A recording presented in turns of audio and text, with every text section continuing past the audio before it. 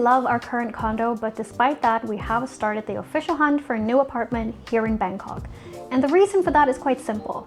It's way too small. But because we do love this condo, we can afford to be a little bit picky with where we move to next. But before I share my wish list, here's a brief of what the conditions usually are when renting an apartment in Bangkok.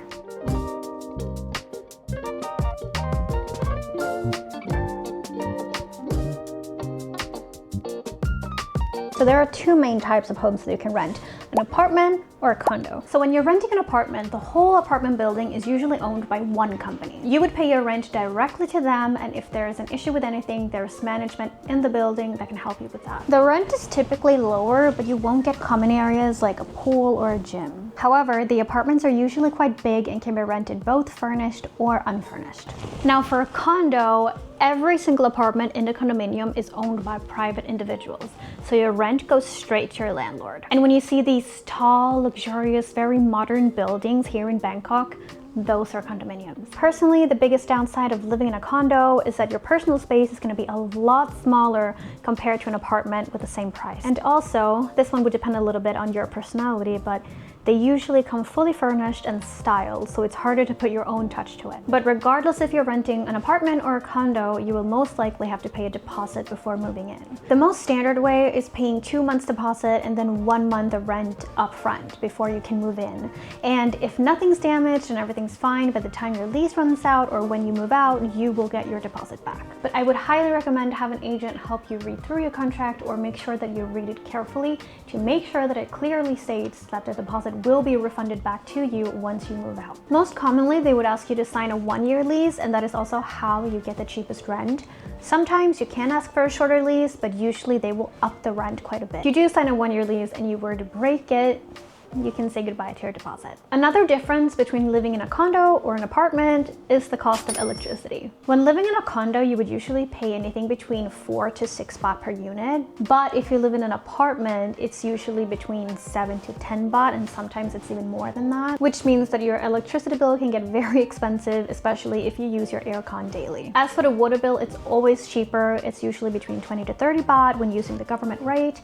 The only difference is that in an apartment, sometimes they will give you just a flat rate to cover the whole month regardless of how much you use. So that could be, let's say, 500 baht. So that is definitely something to take into consideration. So always check your contract.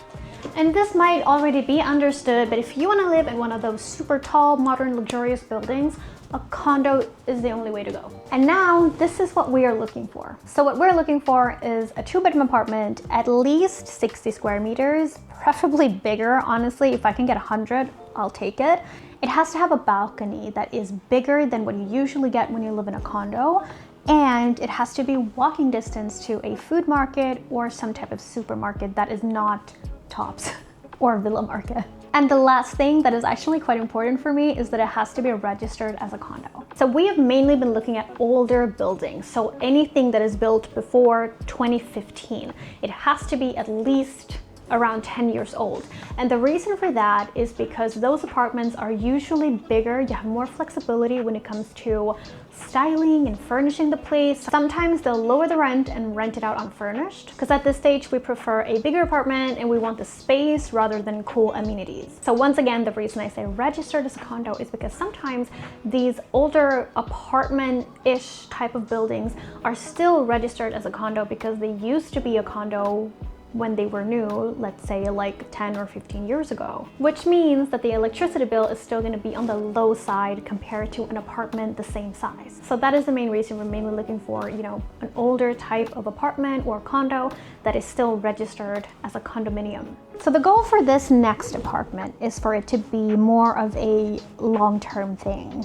So I have moved around a lot basically my whole adult life, or especially the past, let's say 5 years. So if we can find anything where we see ourselves live for the past year, 2, 3, something like that, that is long-term for me. And I basically just want a space that I can make a home, and where both of us, me and my partner obviously, feel like this is our little sanctuary in this huge city. So that is the main reason we're not looking for luxury. We're not looking for an infinity pool or a cool new gym. We're looking for something that is going to feel like a home, that we can furnish, that we can really make our own. But yeah, so with that said, let's go to our first viewing. This condo complex is about 10 years old, I believe, but still in pretty good condition. The pool and gym look really nice and kind of perfect for us. The apartment itself was also great. The main reason we didn't end up signing anything for this one was because it was a little bit too far out of where we would want to be and a little bit on the expensive side. But the style is exactly what we want. But like I mentioned, we're not in a hurry to move, so we'll keep looking, and I look forward to bring you guys along. Thank you for watching, and I will see you next time. Bye!